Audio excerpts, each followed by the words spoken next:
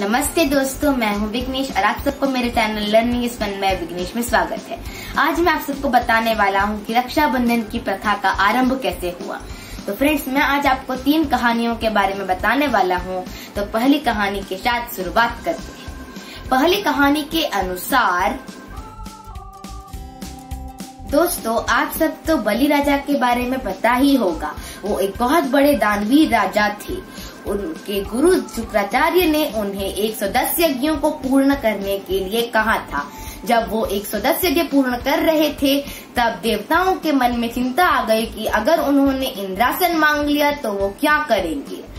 तब उन्होंने विष्णु जी से प्रार्थना की ताकि वो उनकी सहायता कर सके। विष्णु जी ने वामन अवतार लिया और उनके दरबार में जाकर उनसे भिक्षा मांगी।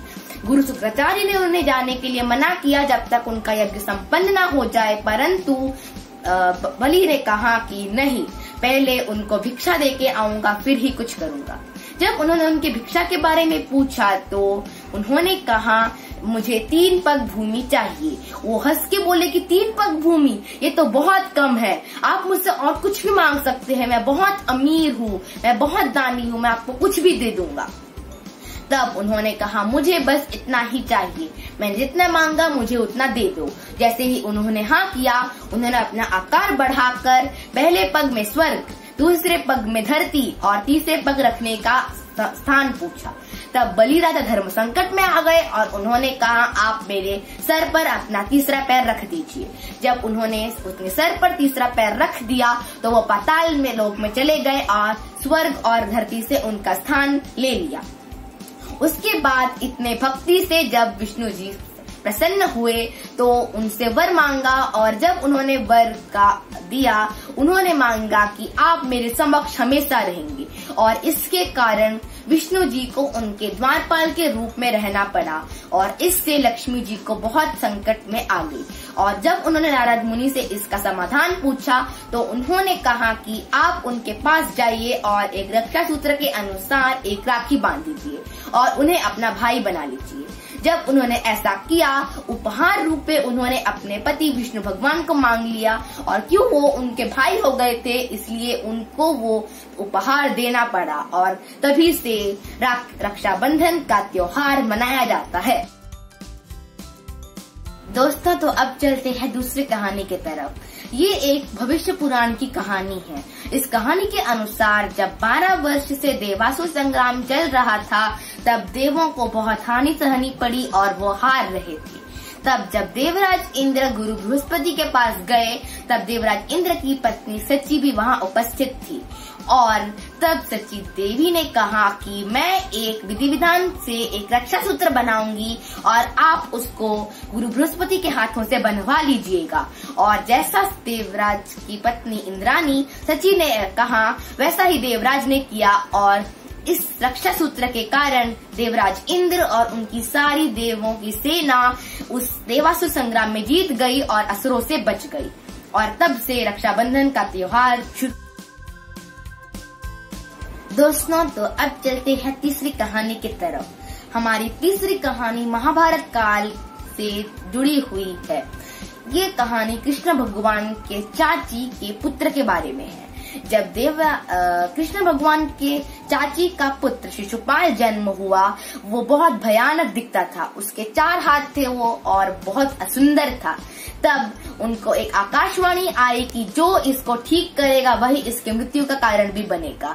लोगों ने कहा कि ये एक असुर है, ये नहीं जी सकता। परंतु जब उनकी चाची ने कृष्ण भगवान को उनका पुत्र सौंपा, तब शिशुपाल बहुत सुंदर शिशु में परिवर्तित हो गए और उनके दोनों हाथ अदृश्य हो गए। और तब देखकर चाची बहुत खुशी हो गई, पर उसके बाद वो दुखी भी हो गई, क्योंकि आकाशवाणी के अनुसार जो उनके पुत्र को ठीक करेगा वही उनके पुत्र का मृत्यु के कारण भी बन जाएगा। तो उनकी चाची ने उनसे कहा कि आप शिशुपाल को कितनी गलतियों करने पर भी माफ कर देंगे। और तब कृष्ण भगवान ने सहमति देते हुए कहा कि मैं शिशुपाल को 100 गलतियों तक माफ कर दूंगा, परंतु अगर उसने 100 गलतियों को पार कर दिया, मैं उसे और माफ नहीं कर पाऊंगा। और इसी बात पर चाची ने भी सहमति दे दी। और जब वो एक बड़ा हो गया और एक राजा का राज्य बन गया, परंतु वो बहुत क्रूर और निर्दयी राजा था। जब कौरवों की सभा में पांडव, कौरव, कृष्ण और शिशुपाल भी आया था, तब शिशुपाल ने कृष्ण भगवान की बहुत निंदा की और उन पर अपशब्द भी कह दिए। कृष्ण भगवान ने बहुत उनको चेतावनी दी, परंतु न सुनने पर जैसे ही उन्होंने अपने 100 गलतियों को पार कर दिया, कृष्ण भगवान ने उनका वध कर दिया और उसका सर धड़ से अलग कर दिया। उनके सुदर्शन चक्र छोड़ने के कारण, क्रोध में आने के कारण उनके हाथ में एक घाव आ गया और लोग सोचने लगे कि उसके घाव पर क्या बांधा जाए।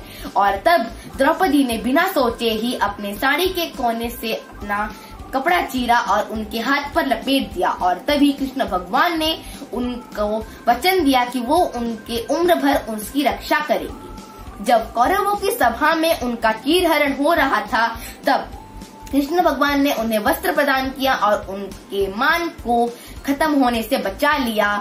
और इसी तरह तब से उन्होंने अपना वचन पूरा कर लिया और तब से राखी का त्योहार मनाया जाता है।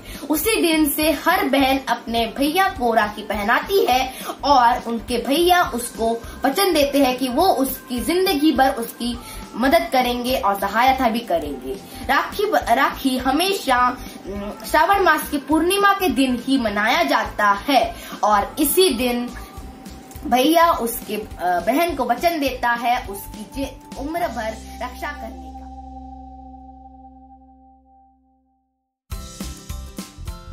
दोस्तों, मुझे पूरा विश्वास है कि आपको मेरा ये वीडियो बहुत पसंद आया होगा, तो प्लीज मेरी वीडियो को लाइक कर दीजिएगा और अपने परिवार वालों और दोस्तों को इस वीडियो को शेयर कर दीजिएगा। और मेरे channel learning is fun by Vighnesh को सब्सक्राइब करना ना भूलिएगा। उसके साइड में जो बेल आइकन है उससे प्रेस करके ऑल दबा दीजिएगा, ताकि आपको मेरे वीडियो के नोटिफिकेशंस मिलते रहे और आप मेरे वीडियोस को मिस ना करें। तो फ्रेंड्स, मुलाकात होगी अगली वीडियो में।